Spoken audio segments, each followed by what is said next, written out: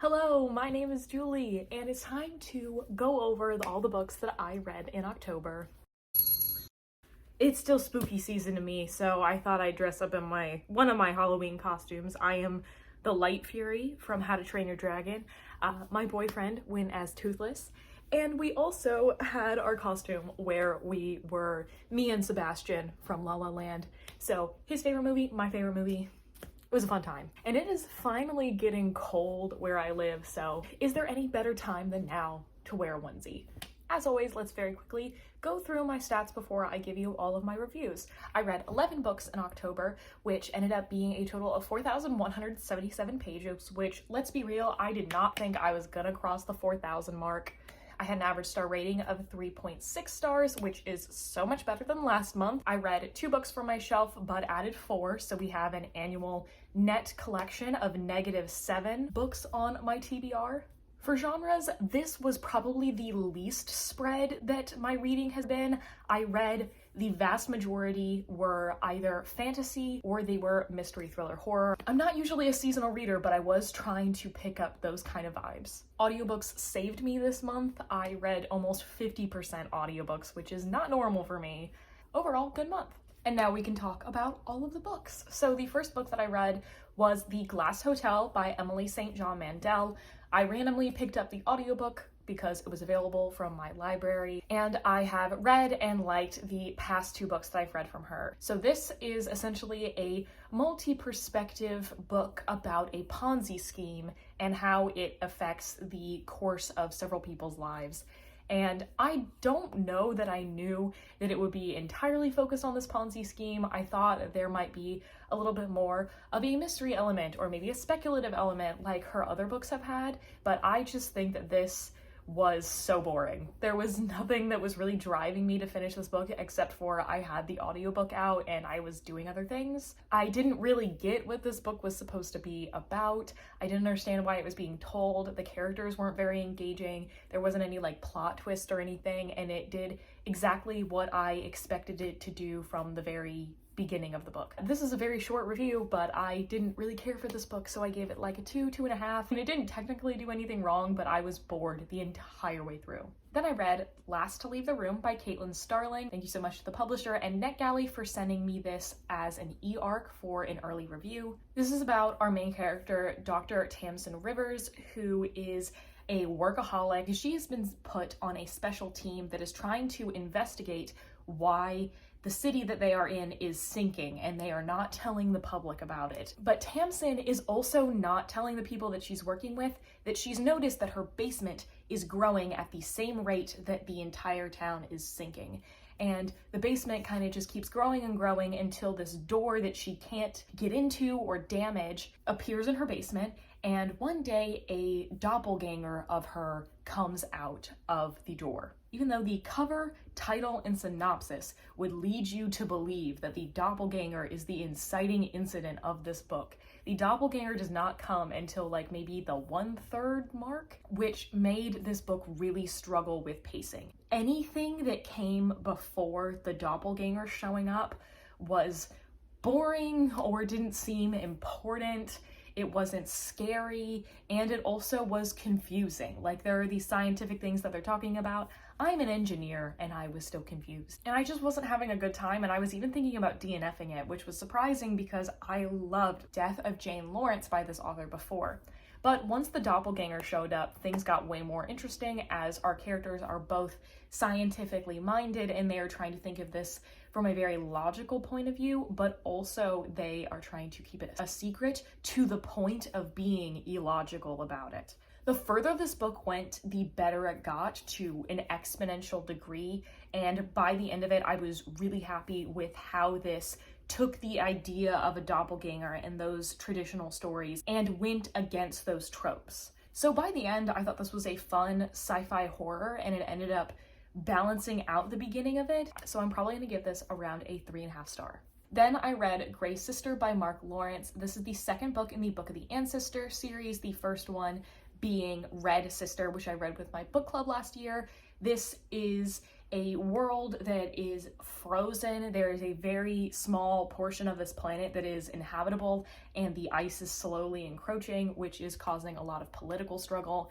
And our main character, Nona Gray, is a child at the beginning of the first book and is about to be executed for attempted murder, even though she's a child, when a nun from this magical school for assassin nuns sweeps her up and takes her to this school so that she can become one of the assassin nuns. This book takes place 3 years after the events of the first one, so Nona is a little bit older now, she's a teenager, and now the Abbey is getting a lot of outside forces trying to encroach on them. So I, of course, have that thing where I take forever to read series and spread series out between books, and I think that I might have done myself a disservice to this book by not really being as invested because I waited. But the thing is, I don't think that this book was as strong as book one. I didn't feel like the stakes were as high. I don't think it really went into the connections between these characters as much as the first book did, but when it did go into those connections, I really enjoyed it.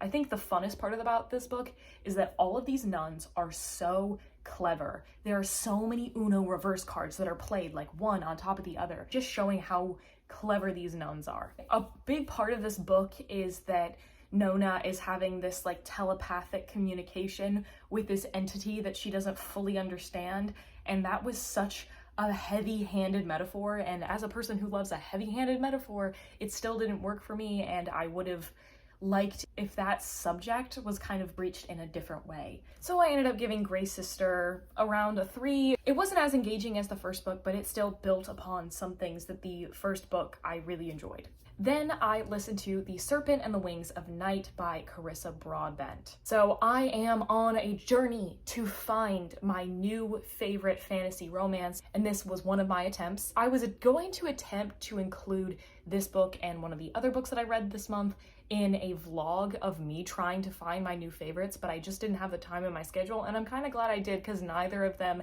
ended up being the one for me. So this is about our main character, Araya, who is a human in a world inhabited by humans and vampires, where vampires are kind of the ruling class. She was orphaned when her entire village was attacked, and a vampire king ended up finding her, saving her, and adopting her as his heir. So she has been living in this land of vampires where she is a powerful figure, but she has been a little bit sheltered because she is not a vampire and doesn't have the powers of one. But the legendary Kajari, which is a tournament to death run by the goddess of death herself, is coming up, and the winner gets to ask a favor of the goddess of death. And her dad have decided that they are going to have her enter so that she can be blessed with her father's powers without actually being turned into a vampire. But to actually succeed, she is going to have to ally herself with other people in the competition. And basically the only person who wants to help her out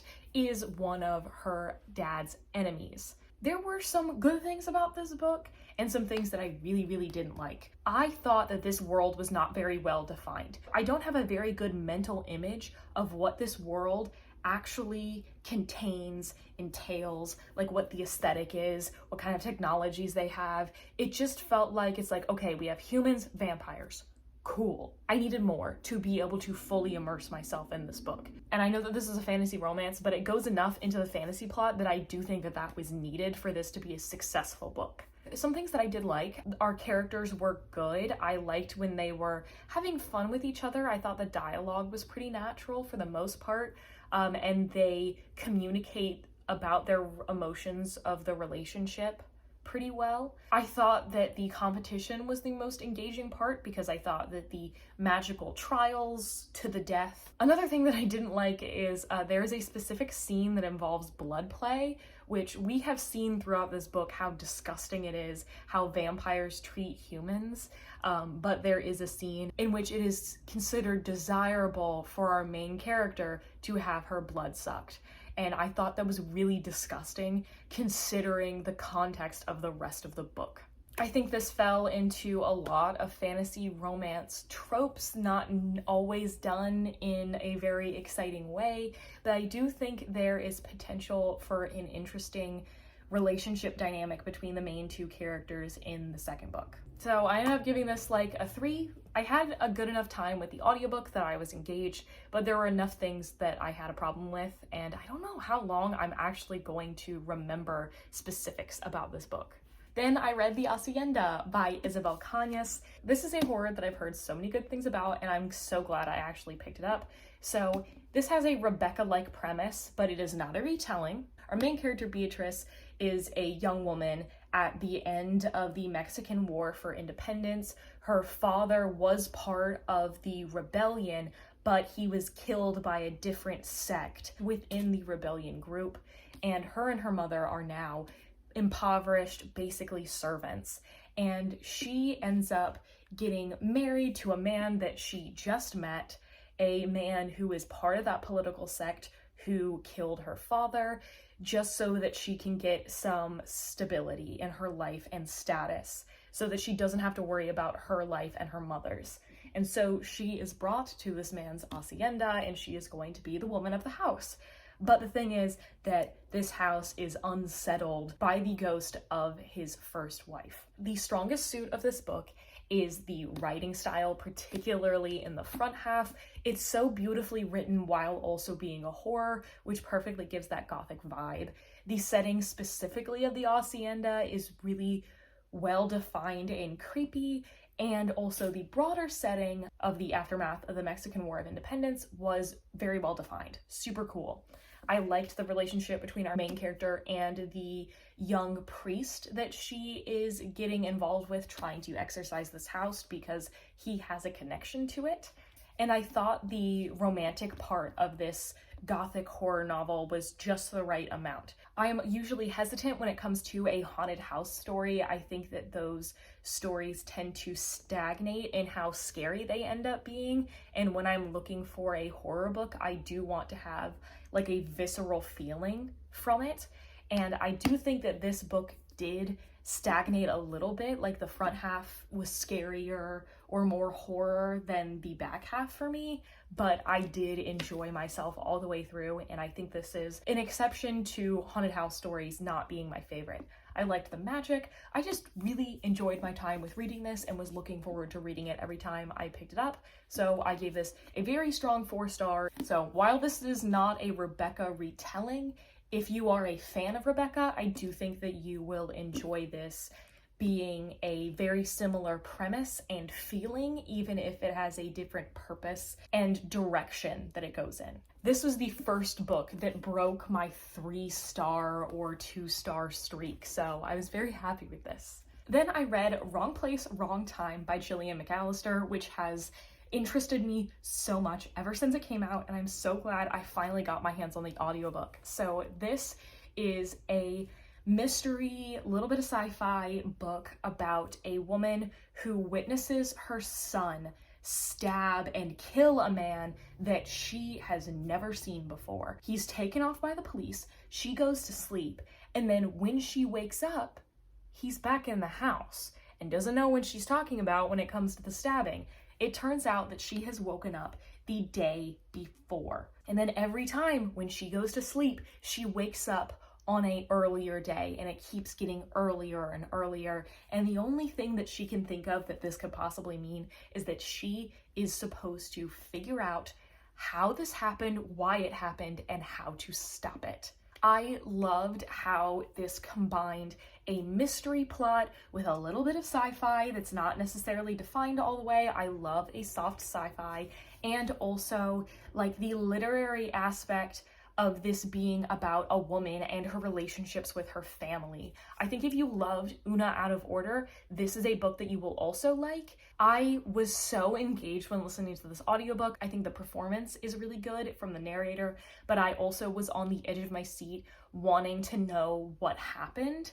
But as the book goes on, the tone and what type of book it is shifts over the course of the book in a way that I thought was really well done. I really liked her main character. I loved her exploration of her family, and I thought that this was well edited as well, where we are seeing her life in a disjointed way as we're seeing it in reverse, essentially, but it doesn't feel disjointed necessarily. Everything that we see has a purpose. At the beginning, it definitely kept me guessing, and toward the end, everything came to a more predictable, there was a little bit less of a mystery to it, and I guessed things the further it went along, but I think it was just the right amount of mystery for what this story was doing. And I think a good book is a book that succeeds in what it's set out to do, and this is just that. You know what? The more that I talk about this book, like, the more that I'm liking it. And I have it at maybe like a 4.5 at the moment. I do think that I was more interested at the beginning than at the end, just slightly, but I thought that this was such a good book, and I will be recommending it to a ton of different people. Then I did a buddy read with my friend Katie. I talk about Katie all the time. If you don't follow her on Instagram and you follow me, what are you doing? So this is Winter's Orbit by Everina Maxwell. This is the beginning of a sci-fi romance trilogy. This book is about Kiam and Jainin. Kiam is part of a royal family of a larger empire, and Jainin is a recent widower, and his husband is one of Kiam's cousins, and Kiam's cousin was recently killed in what appeared to be an accident at first, but there is a greater investigation, especially because his death happened right before there is a giant treaty that is going to be happening between the small planet that Jainin is from and the large empire that Kiam is from. They are put into an extremely rushed political marriage as the two of them are trying to figure out what happened with the cousin/husband, why did he die, and what are the greater works at play with all of the political stuff. This is also a queer norm fantasy, which I thought was super fun. I liked how the queer norm was done, where we have different societies who talk about sexuality and gender in a different way, which is always really refreshing to read in sci-fi fantasy, and I do actively seek it out. I think the driving force of this book is the relationship between the two of them, which is something that you don't necessarily see in sci-fi for a bit, so I think if you are a person who likes a sweet fantasy romance, this is a book that is for you. I think there could have been a little bit more of the build out of the world and the empire, but I think that that is something that could be expanded upon in the future books and done well. I really loved at the end, there is sort of a race against the clock type thing. While people are in danger, people are trying to save each other. I really liked that. I liked how this handled some trauma that people have had in the past.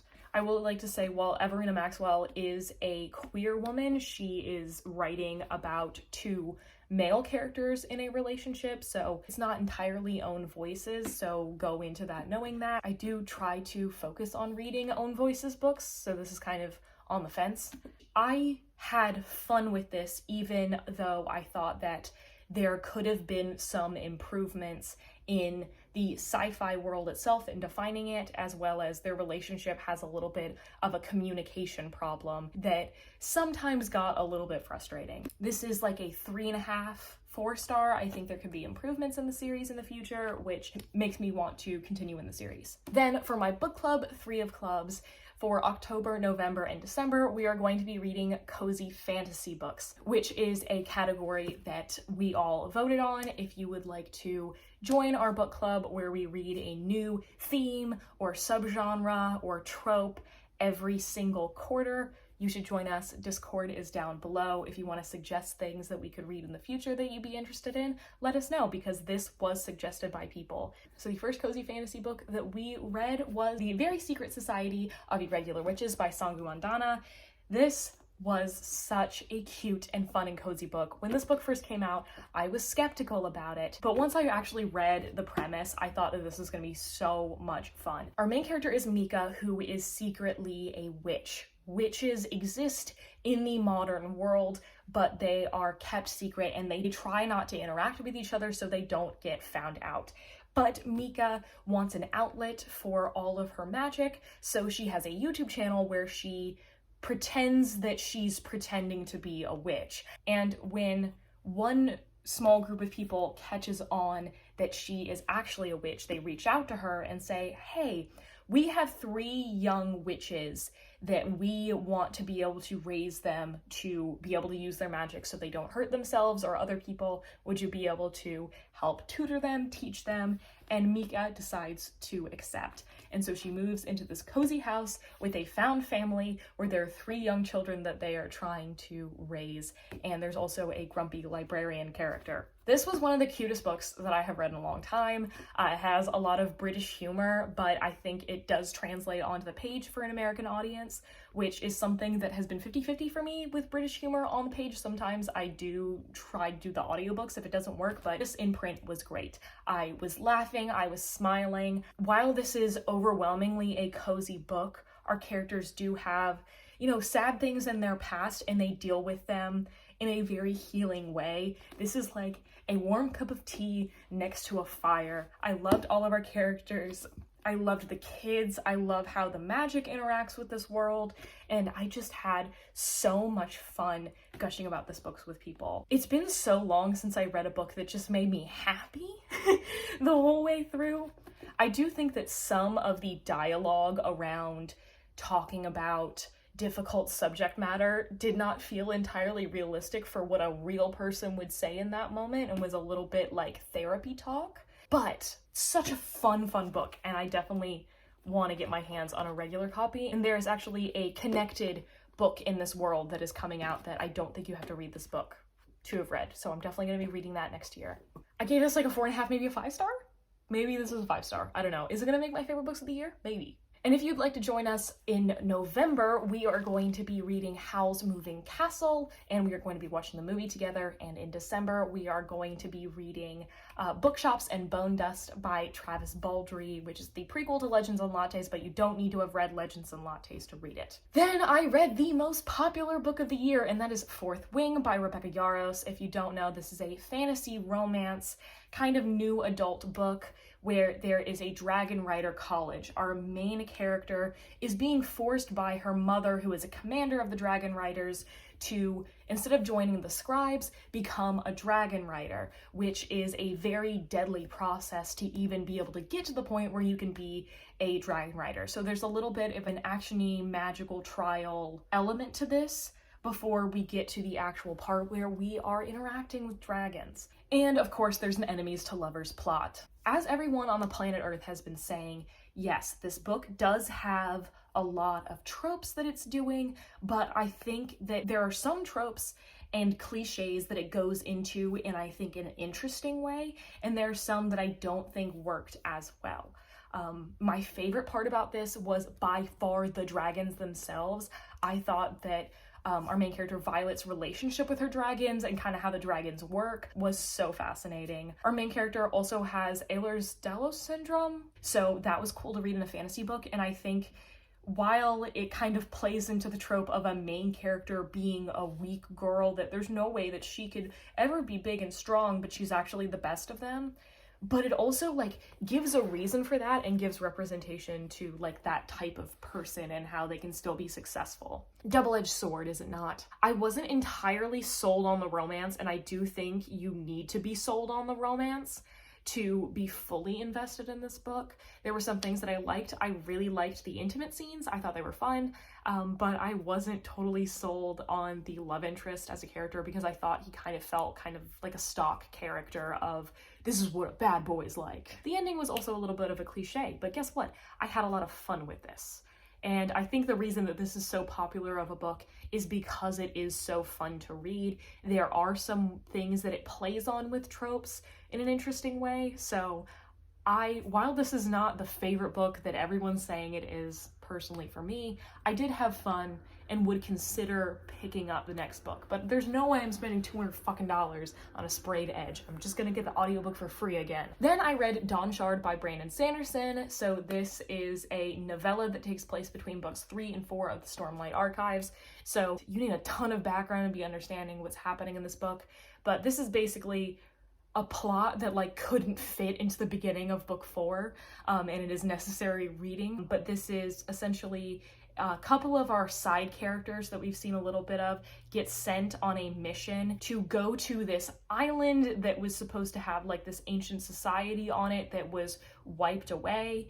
and figure out what the weird stuff going on there right now is about. I liked the characters that we followed. I was under the impression that Navani was going to be in this book, and she wasn't, which I was really sad about, but Reason and Lopin were both fun characters to follow, and I really liked the revelations that this novella brought into this series. I definitely think that making this novella was the right choice when it comes to pacing the series, just because it doesn't make any sense of how this could be put in there. So I am now prepared to read Rhythm of War. I am absolutely terrified to be caught up on what is now like one of my favorite series of all time, but we'll figure it out. Because this is a novella in a much longer series, I don't really have a rating for this. I did enjoy it more than Edge Dancer, but not as much, of course, as the bigger books in this series. And the last book that I read this month was Everyone in My Family Has Killed Someone by Benjamin Stevenson. This is an interesting mystery thrillery book because it is very actively talking about a lot of tropes of the mystery thriller whodunit genre.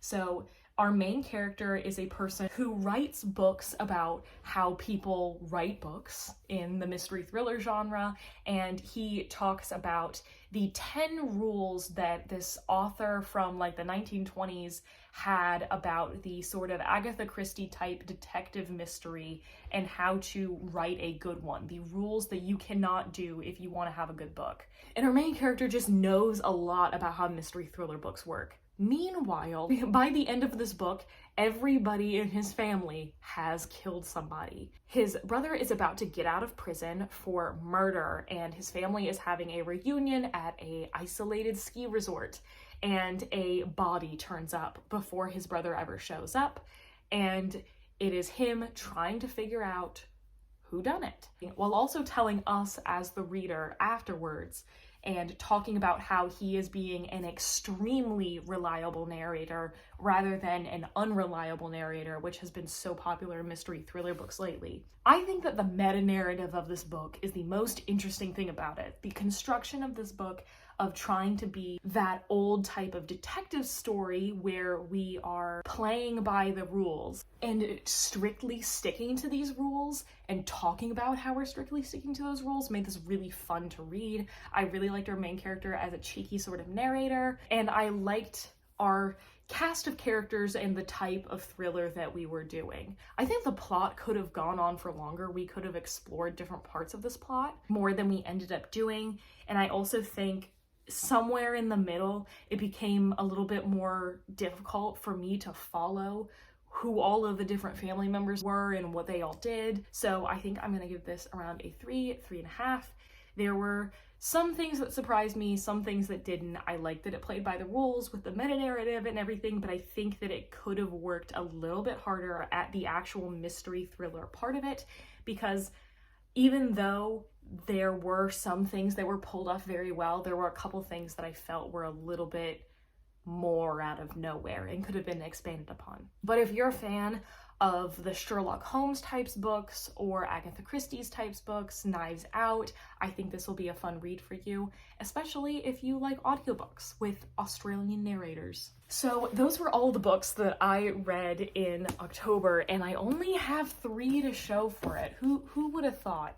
But please let me know what you read in October. What were your favorites and least favorites? What'd you do for Halloween? Did you have a bookish Halloween costume? Because I'd love to see that. Anyways, thank you so much for watching. If you'd like to follow me anywhere, my link is in the description. If you'd like to see more of my videos, please subscribe, and I will see you in the next one.